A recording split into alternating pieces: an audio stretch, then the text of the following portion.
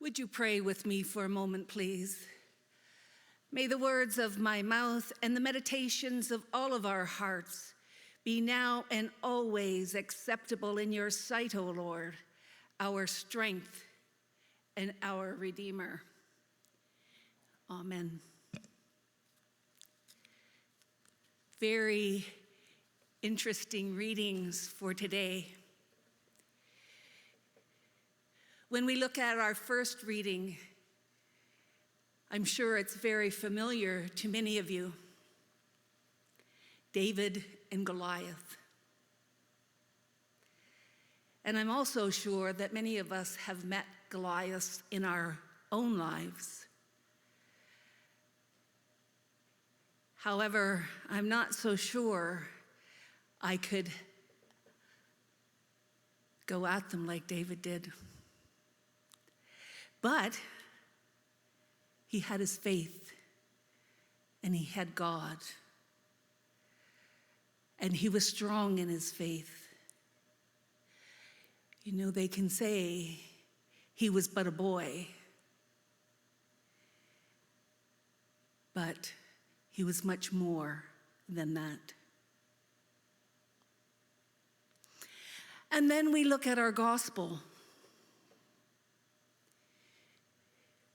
I can see that Sea of Galilee where they were going to the other side. It comes up very quickly when there's a wind, and the waves can get very high.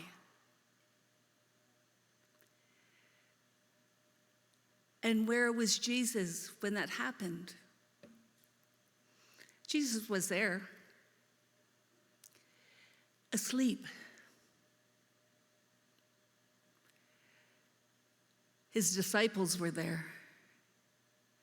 And I just could guess how scared they were. You know, we're always afraid of the unknown. But what's going to happen? What's going to happen to us? We have to go and wake the teacher up. Jesus will know what to do. And so they did. And he calmed the wind and the waves, and they were astonished and said, "Who is this? That even the wind and the waves obey him." Just a bit about my background. I hail from Tyendinaga, which is east of Belleville. We're part of Six Nations. We're the Mohawks of the Bay of Quinte. We are Haudenosaunee, and I am from the Wolf Clan. Well, for some, that won't mean a whole lot, but it's very important for us to know, especially our clans and where we come from.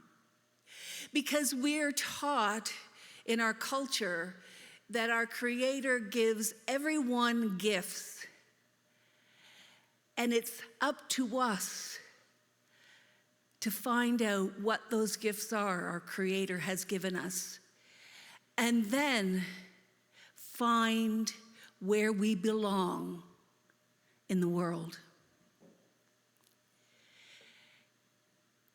You know, I can't talk today on this day that we're celebrating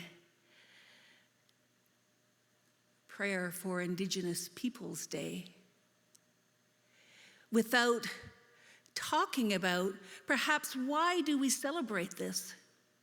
Why do we celebrate Indigenous Peoples Day, National Indigenous Peoples Day?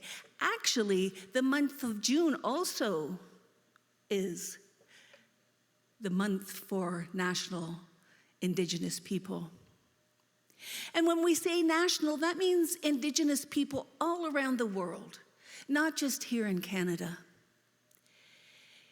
And If you look into history, you'll also find that things that have happened in Canada have happened to other Indigenous communities in our world. So why do we celebrate these days, this month? We celebrate in recognition of the gifts that many Indigenous people bring to this land.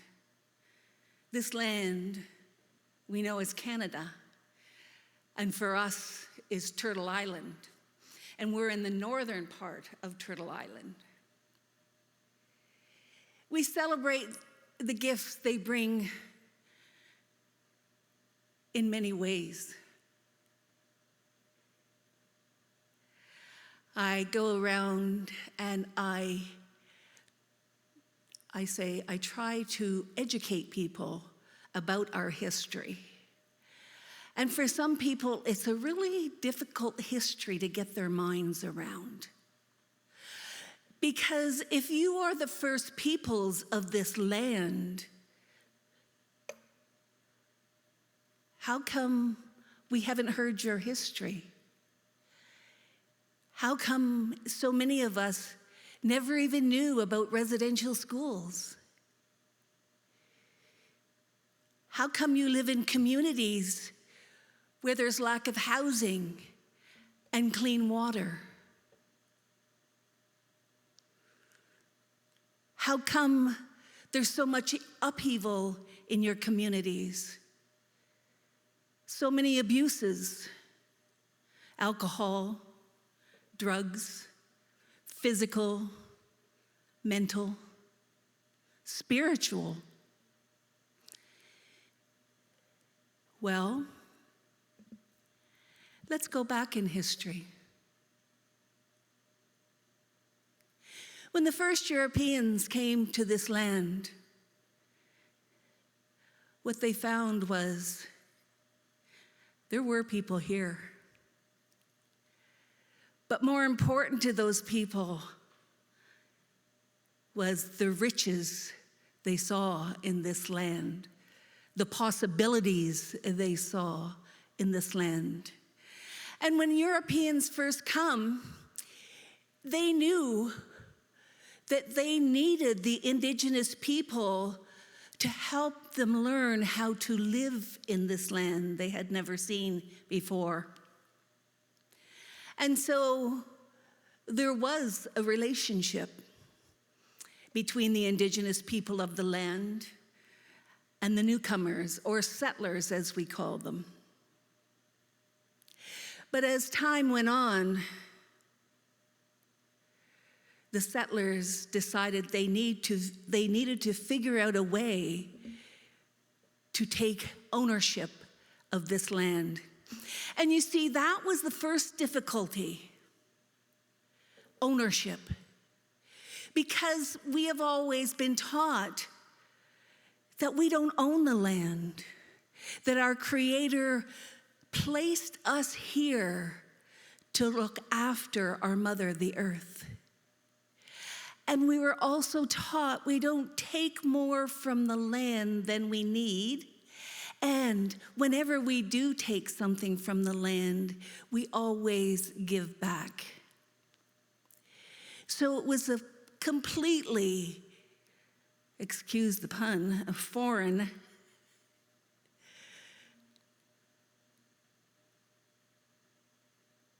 thought. Who thought about owning the land?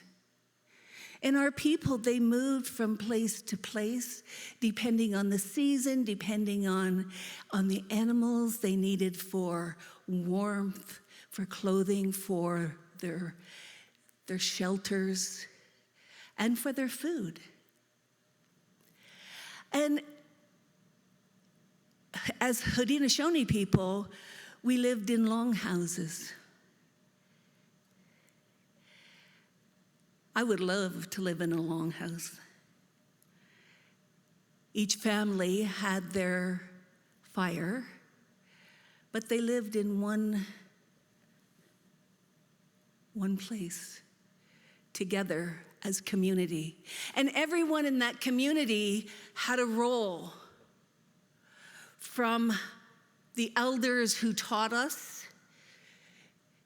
to the hunter-gatherers who fed us and brought medicines, and to the children who also taught us. And so we lived peacefully, for the most part, on the land, with the land, respecting the land. Europeans didn't see it quite the same way. They just wanted the riches of the land, because this is a very rich land, and it still is in many ways.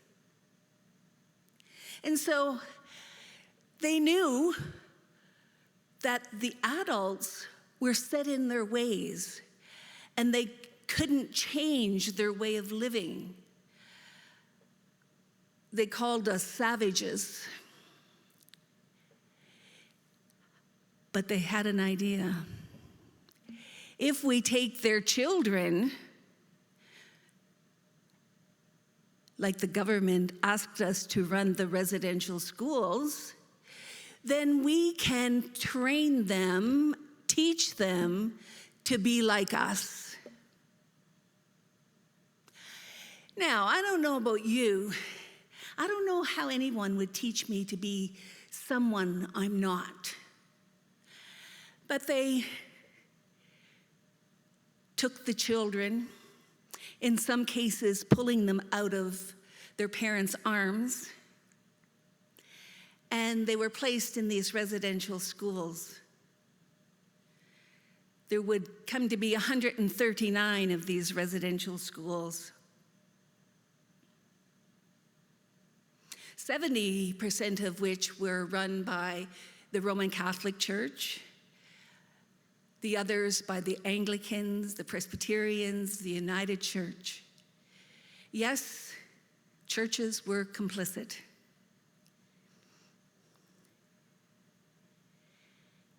They took our children and they forbid them to speak their languages. The first thing they did was cut their hair. And hair in Indigenous communities is very important.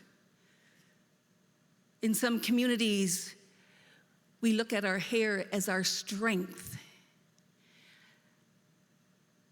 And in other communities, when we cut our hair off, it's because we're mourning. What Europeans still, I think, in a lot of ways don't understand is how connected we are. How connected we are with the land, with each other, and with our Creator. They assumed they were going to teach us religion when we already had our own spirituality. And if they had taken time to do some investigating, they would have realized that we believed in a lot of the same things. We may have had a different way of naming those things, but we're the same. What they didn't realize is that we're all connected in this web of life. And what we believe is whatever we do to the earth, we do to ourselves.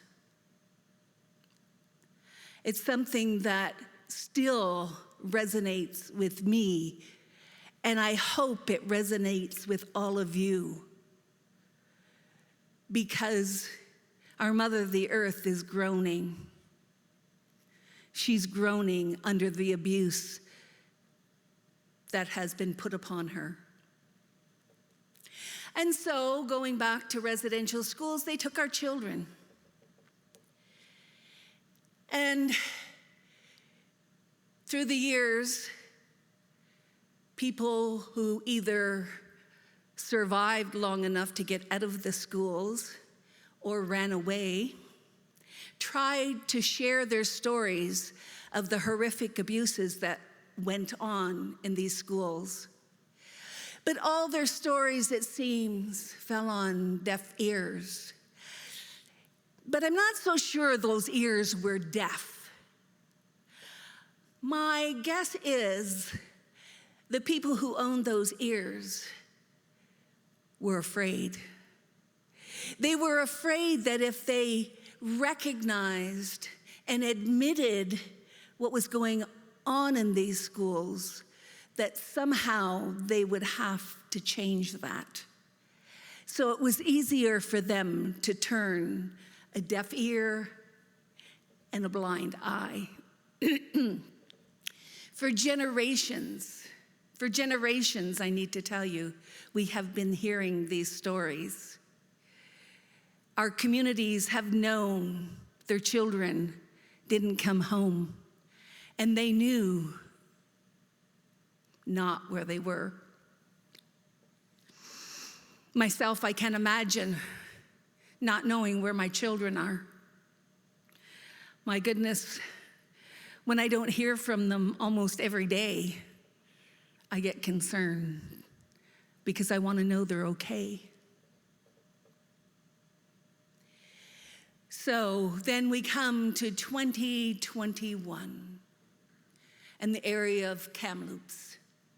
This community had been searching for 20 years because they knew there were bodies buried somewhere on that land.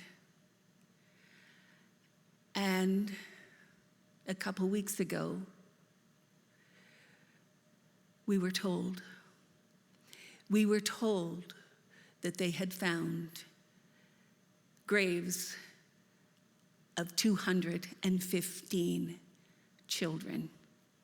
The youngest, they believe, being 3 years old. And since then, the number has went up, not from Kamloops, but from other sites. We're over 500 right now. That was the last news I had. And Murray Sinclair believes that by the time they're finished searching, there could be up to 10,000 graves found. 10,000. Sounds kind of like genocide to me. So what does that say to us? Brad, I really like that piece of music because it says, do justly, love mercifully, and walk humbly with your God. And can we look at Indigenous people and say that we've done that? Can we say we've walked justly? I think we have a way to go, folks. And I'm not here to make you feel guilty. I'm not here to point fingers. I am here, I have to confess, to make you feel uncomfortable. But that's what we do. God doesn't call us to be comfortable. Because when we're comfortable, we're not moved to action. And I believe that these children are crying out for action. I was given a teaching that I shared the other evening with Martha and Scott. And the teaching was from an elder who said, Mother Earth has been caring for these children all these years. She has surrounded them and comforted them and soothed them and loved them. And I said to them, and I've said to others, I'm going to take that one step further. and say, and now the children have found their voices and they're crying out. They're crying out for justice. And what does that mean? You know, there is nothing. I have walked with parents who have had to bury a child, and I don't believe there's much that can compare with that horrific loss. It's so unnatural that we don't even have a word for it. If you lose your parents, you're an orphan. Your husband or spouse, you're a widow or you're a widower. What are you if you lose your children? So the powers that be knew how important our children were to us and still are. Believe me, I'm from the wolf pack.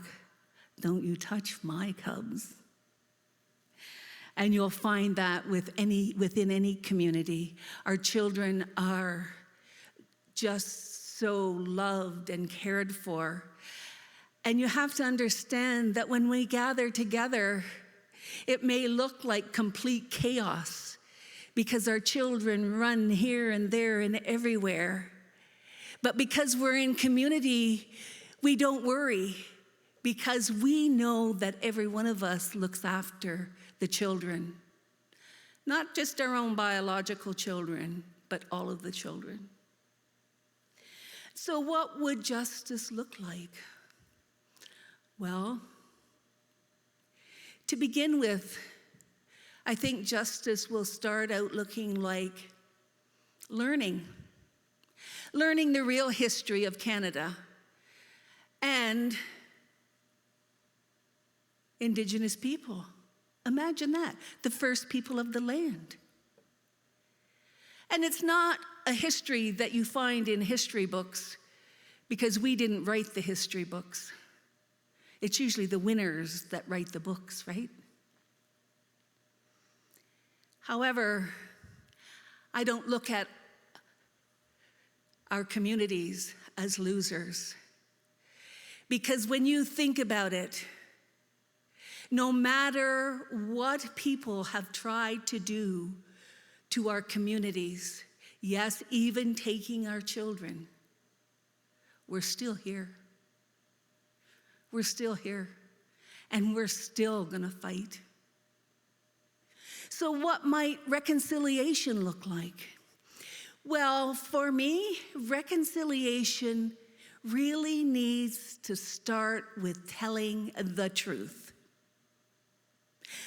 I was speaking to someone who remembered me doing a tour to the Woodlands Cultural Center, the site of a residential school that's known as the Mush Hole. And she said to me, I remember that visit so well. And you know what I remember about that visit? And I thought she was going to say about all the children they learned about, what the conditions were like in the school. But that's not what she said. She said, I remember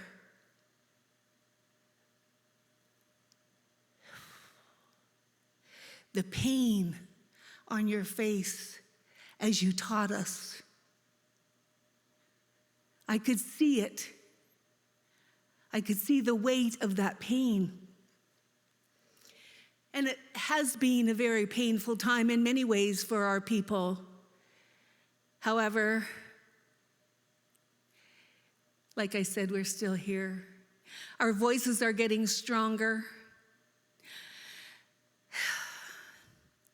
And with your voice, together, we can work on learning the truth, work on reconciliation, and work for justice for everyone. Because you see, Canada has been living a lie all these years. When we travel, we always are proud to say, I'm from Canada. We're the good people. But what's underneath all that? The lies and the cover-ups. And it won't be until they come out, until we shine a light on them. Like Murray Sinclair said after the Truth and Reconciliation Commission was finished and had its report done. He said, this is a government report. And we know what happens with government reports. It will be put on a shelf somewhere to gather dust.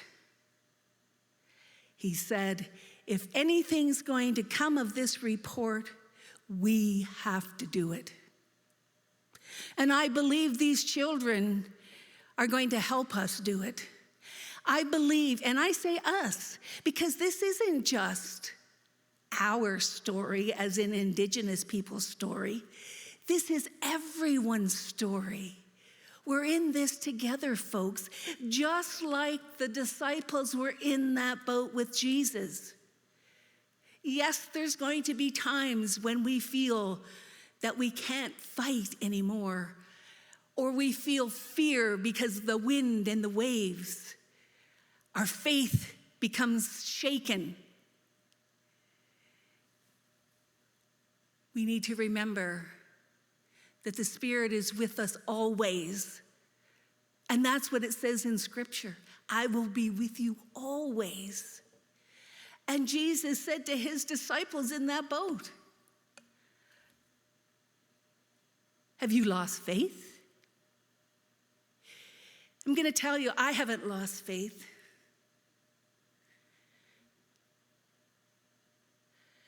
I belong to the Anglican Church of Canada. I know the church has made mistakes.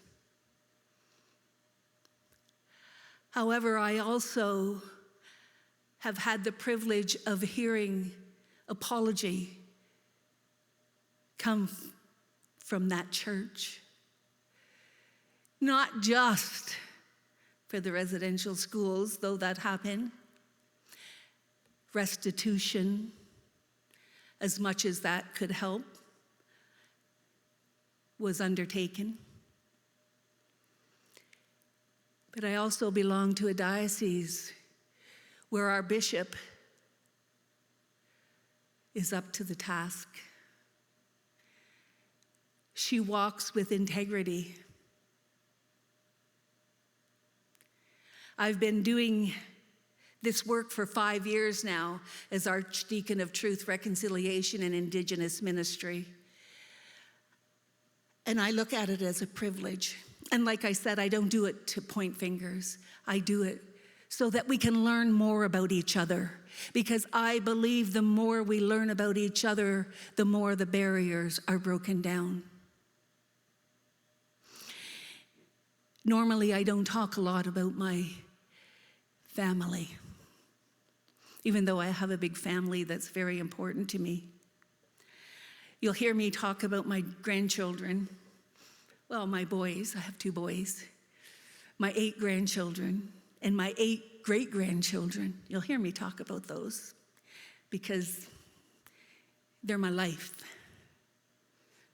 I live for my family, for our Creator, and I teach them about our Creator and about our people.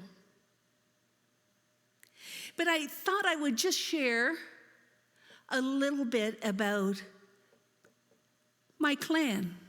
So my clan would be the people who I am related to by blood.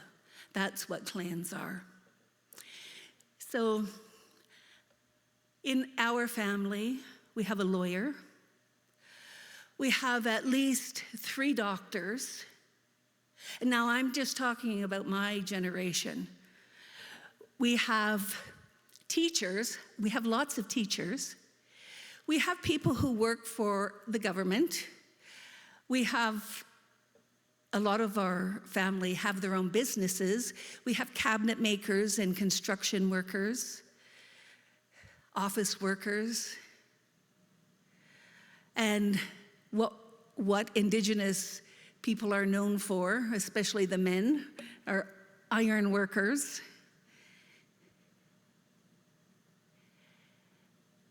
So I'm encouraging people to go out, and if you don't know an Indigenous person,